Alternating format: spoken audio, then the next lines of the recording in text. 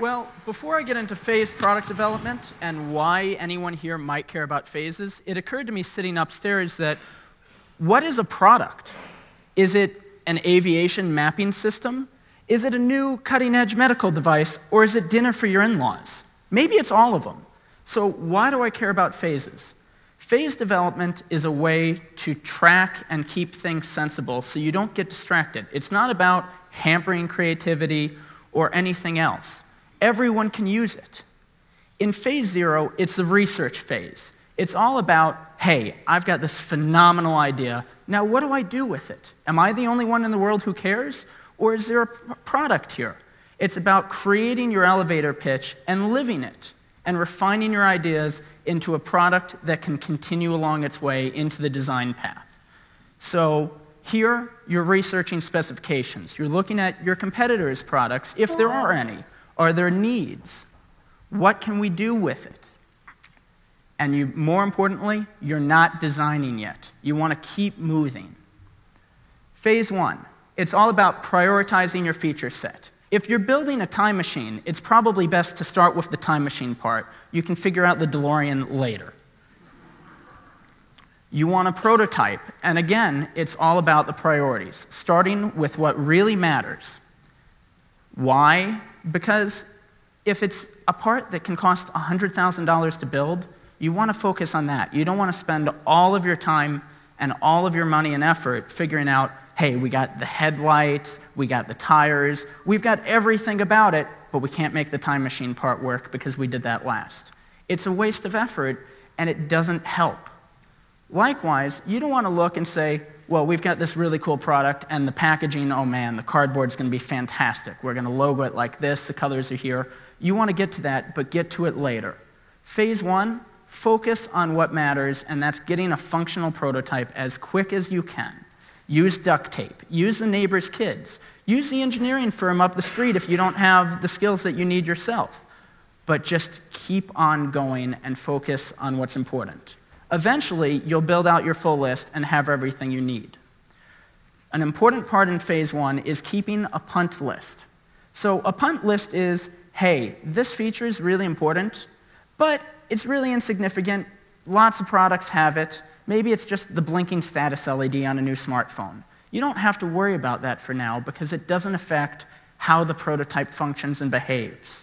And now, when you've got that functional baling wire, duct tape, zip ties, whatever it is, get it out and get it into the hands of your friends, your family, test groups, and listen to them. This is where you need to be supportively critical of yourself and your ideas and your product. You want to challenge your features and your priorities. Hey, I've got this awesome feature, just like in the writing world, the term kill your babies creates a better product.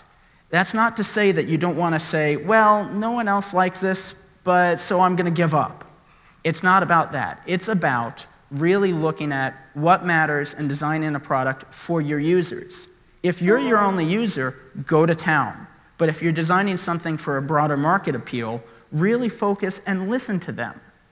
You want to listen to those testers, you want to listen to your investors, and you also want to trust your instincts to know when maybe they're wrong.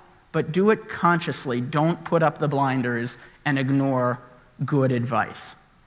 In phase 2, you really want to take this prototype that you've got. Maybe it survived the tests, probably didn't, and you know what? That's okay, because we're going to take everything we've learned from those tests so far, we're going to take that punt list that we've been keeping, and we're going to tear everything back down to the beginning and really start designing the product.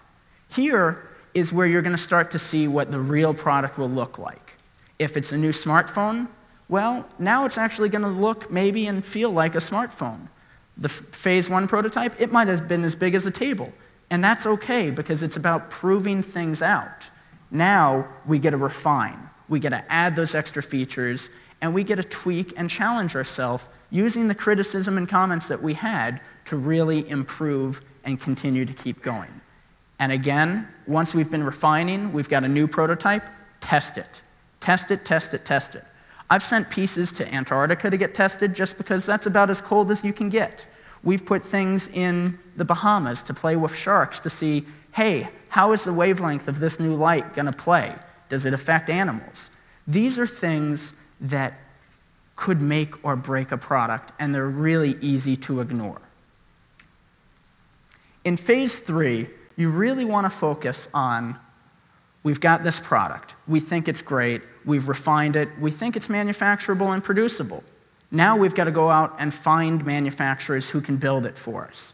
Are we buying a machining center and setting it up ourselves? Or are we going to do this in our kitchen table? Or are we going to go to a contract manufacturer? Are they down the street, in the state, across the other side of the planet? These are all questions that you have to look at and answer based off of what volumes are you manufacturing for? What are your costs? What are the risks? So many companies get overextended because they either dream too small or they dream too big. If they're dreaming too big, they're going to spend lots and lots of money and lots of effort going and saying, we've got to produce in China because we can save an extra 20 cents per product. You know, that's a great 0.5% of a product cost. And maybe it makes a really big difference. But sometimes staying close to home where you can just, hey, we've got a problem, drive up the road and take a look and fix it, that's a whole lot easier than getting on a plane or sending somebody over there. So, with that, you want to listen to your manufacturers. Their manufacturing isn't this black box of, hey, here's a bunch of designs, the product's perfect, we've tested it, we've prototyped it, and 8 weeks later, all of your parts pop out, 10,000 of them in their nice, pretty packaging, ready for market. It doesn't work like that. Every process is different, every manufacturer has its own little twist, and at the end of the day, they're people, just like you and I. And this is where you want to start the conversations and work with them. Meet with several different manufacturers. Try to always have 2 or 3 that you're talking to and quoting with, because it's not just about the price. Sometimes maybe these guys are faster. Maybe they have better quality. It doesn't matter. What happens if one burns down? You've got to have a spare to go to. And by working with them, you can reduce your costs and improve other features. And when you've got those pre-production prototypes, guess what we're going to do? We're going to test them. We're going to test a whole bunch of them because there's nothing worse than sending a product out before it's ready to go and having to recall or apologize or send patches. So what are the benefits of phase development? You've increased productivity, you've reduced your time to market, you've increased your efficiency because you've dealt with things in the natural order, and you've still got a fantastic, if not better, product than you've ever had before if you just designed it in a bubble. Thank you.